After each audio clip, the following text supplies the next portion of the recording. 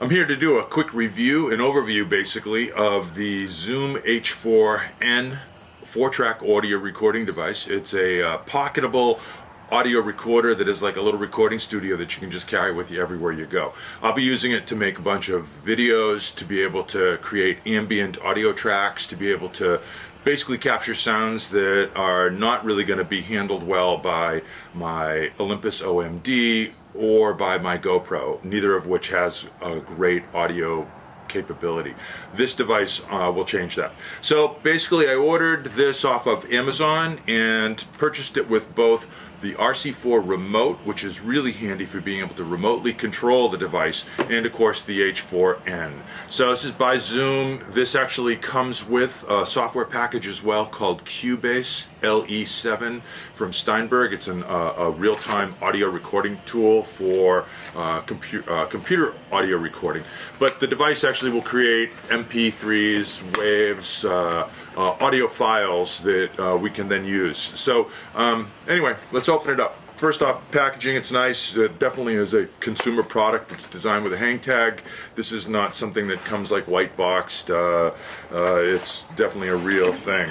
So nice presentation inside of a little clamshell type plastic case. Take the top off. A couple of things to point out right away. It comes with a little microphone stand, so that actually it's a hand-holding stand that then will fit into a microphone setup so that you can mount that on the back of the device. It comes with a basic studio windsock, so this is going to help to create softening so that you won't have the P's popping, but it's not going to be great in heavy-duty wind. So I've ordered up actually a furry cover that has a much better ambient wind suppression. But as well, in the interim, what I'll be doing is just wrapping faux fur around this with an elastic band, a small piece of faux fur, so that it'll help to soften the sound. It comes with a 2 GB SD card. Actually, it's a micro SD card with an adapter, and it's kind of nice so you can get started right away. It comes with a little plastic carrying case, which is really cool. Opens up, and inside is a little USB cable. This will be handy for when I'm stuffing it into my camera bag, or into a backpack, or into my Phantoms pack, so that I can basically kind of protect the thing and keep it from getting damaged. But here's the bad boy. So, first impression: this is a hefty little beast. It feels much heavier than you would think it would. So, you know, what that equates to me is that this thing is solid. Perhaps it's because it has a variety of different cabling. So there's jacks in the bottom for 1/4 inch. There's a line in. There's a volume control for your microphones, an on-off switch, a USB, the remote plug. There is a recording level, a menu and a controller for being able to go through in the settings of the device. But let's open it up, and in this slot here, let's go in and put in the included 2 gig SD card, micro SD card. So I'll be using a much larger and sort of a faster card. This one at least, you know, can get us started right away. So put that in. Close that up, and now it does have a separate charger as well. I don't know where that got to. Anyway, so that'll allow you to run it off of AC, which is handy. But in most of the cases, I'm going to be using this in the field, so I won't have AC power. So I'm going to use some Sanyo Eneloop rechargeable AA's, and this takes 2 of them. Let's throw these in. Battery number 1 is in. Battery number 2 is in, and now we can put the case back on. But just one other quick thing I want to point out. On the bottom of the device, underneath the battery cover, is a little switch that is stamina. It's a funny choice of words. It isn't what I would have called it, but basically what it does is it preserves your battery power, reduces some functionality, so you don't have quite as much control, but actually for kind of getting started, it's actually not a bad thing to do, because basically what it does is it turns this into sort of like a plug-and-play device. So when you're first getting started, sure, just throw the batteries in, put it into the stamina mode, and then when you just start hitting record, it's just going to start working. So to turn the device on, there's a little finger switch here. I push it down, hold it, and then the little LED screen shows that it's coming to life. Now this came with version 1.7.2 of the firmware loaded in. It has a nice backlit screen. There's a variety of controls that I can get into with the menu. At turning it first on, it's prompting me to set the date. So anyway, the display is really kind of neat. It just basically gives you your line-in controls. It shows you what your volume is that you're going to be recording at. You can quickly dial in on this little switch here, this little rocker switch. You can dial in whatever level it comes at. It comes default with a setting of mic level 80. So that's actually pretty. That's actually a pretty sensitive mic. It has a fair amount of gain on it. So we'll try that and see how it works. Another really neat thing to notice is that the way the microphones are set up, they basically are going to give you a stereo left-right when you're pointing it directly at your source. And in some cases, a tight narrow beam, like a zoom or a shotgun rather, is what you want if it's close by. But if you're going to be kind of creating more sort of ambient sound and you want a bigger, broader picture of the sound, check it out. You just simply rotate it, and there's a little indicator on here that says 90 degrees. You just rotate each of the mics and it says 120, and what that does is it's going to give you a bigger, almost more cardioid kind of a shape to the capture. So let's try that. So it's not rocket science. There's basically a standard set of controllers that you've always seen. To get started, you push the record button, and it's basically going to be in this record pause mode, and then you click again and it is going to record. So boom. Check 1 2, check 1 2, volume check. We're just doing a straight out of the box check on this. Let's see how that worked. Press stop to end the recording, and then you hit play. Check 1 2, check 1 2, volume check. We're just doing a straight out of the box check on this. Let's see how that worked. Press stop. All right, that was great. So let me do one thing. What I would recommend is that when you're using this device, especially when you're trying to first set up your sound, when you're first trying to set up your sound, what you want to do is you want to make sure that you're getting the right line-in levels and that you're not getting too much like chaos noise in the back. So I'm going to use these Plantronics Backbeat Pro, and I'm actually going to use the supplied headset jack, the hard jack. Plug that in, and you won't be able to hear this, unfortunately, but I'm going to hit play again, and I'll just tell you what I'm hearing. So that actually is awesome.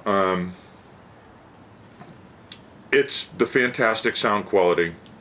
It's crystal clear, great. I have a left and right channel that's well balanced, and that's just out of the box. So with I can control my microphone, my headphones volume right here, and then by varying my line in, when I'm in the field, I can actually see like what kind of level of sound I can record. So then let me take these off, and the way this sock works is that you just slide it over, and again, what it's designed to do is to create sort of a damper between the microphones and anything that is a harsh wind current that would basically kind of cause the microphones to peak. So like it'd help to prevent a popping sound. So let's actually do a test with this. Alright, I'm recording again, and let's hit record. Boom. Peter Piper picked a peck of pickled peppers. And let's play that back. Oh, it's playing through the headphone.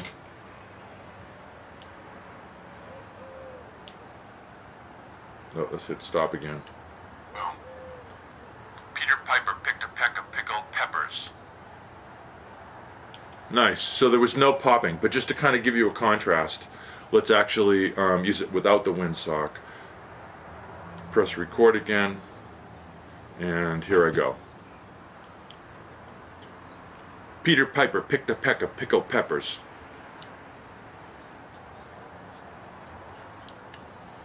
Peter Piper picked a peck of pickled peppers. Did you hear that kind of staticky sort of noise that happens when I'm popping my peas? So the windsock does a great job of preventing that. So let's see, the remote is this really cool little device, again nicely packaged. It comes with a hard line. This looks like it's about a 6-foot line. And the advantage of using this remote, yeah, it's about 6 feet. The advantage of using this remote is that when you have this plugged in, and look at that, it immediately comes to life, and it's as simple to record again of just pushing the record button. It gets it into the record pause mode. I can see my levels here, and then I record again, and there I am. We're recording this as we speak, no pun intended. And let's see, we'll hit the stop button, and we can control that through here. Let's hit play. And there I am. We're recording this as we speak, no pun intended. And let's see, we'll hit the stop. Very cool. Alright, so let's just make sure that we're stopped all. Really, really neat device. And the way the case works, like, this is not rocket science. Basically, it just fits inside, safe and sound, nice and protected. I'm looking forward to, oh, this is playing inside, I didn't turn the power off. I'm really looking forward to spending more time with this device, to using this more. My intention is to do, I do some video tutorials as well for software, and play around with GoPro mounted both on a Phantom, and we'll be using it as well in the field, and then be using this with my Olympus OND. So yeah, this is going to be a great addition to my toolkit. Oh, let me show you one other thing. This is kind of cool while I'm thinking of it. And I'm gonna turn this off, by the way. And then it says very cutely, "Goodbye, see you." I like that. All right, so let's open this up and see what how the handle works, so you can see what this will do. So this kind of gives you, this is sort of dual purpose. It threads into the 1/4 slot on the back, and you can use it either as a handle so that your hands aren't scraping up against the microphones and making excess noise, or you can put it again into like a microphone stand, which has the tapered slot that fits that in for a standard shaped microphone. And then, you know, one of the things that's really kind of neat, a nice little touch, is, oh, here it is the manual. So the manual is this really hefty little beast. Again, heft seems to be what Zoom is delivering on. And in most cases, on these devices that are designed for international markets from Asia, what you'll find is that a manual this thick would actually be 1/8 English, 1/8 German, 1/8 Spanish, 1/8 French, 1/8 Korean, 1/8 Chinese. Is that 9/8? Anyway, what it would basically be would be this manual that's really thick, but that would have just minimal detail for the actual language that you're using the device in. In this case, this whole thing, this is an all English manual. So there's a lot of information in here. For more advanced use, once I get more comfortable with the device, I'm sure that I'm going to be digging into this to be able to do more kind of specific stuff with the device. But anyway, I'm digging the living daylights out of this H4N from Zoom, my little 4-channel recorder that'll fit in my pocket, in my camera bag, in my case. This is going to be a very, very cool device to start adding into doing great audio capture for videos.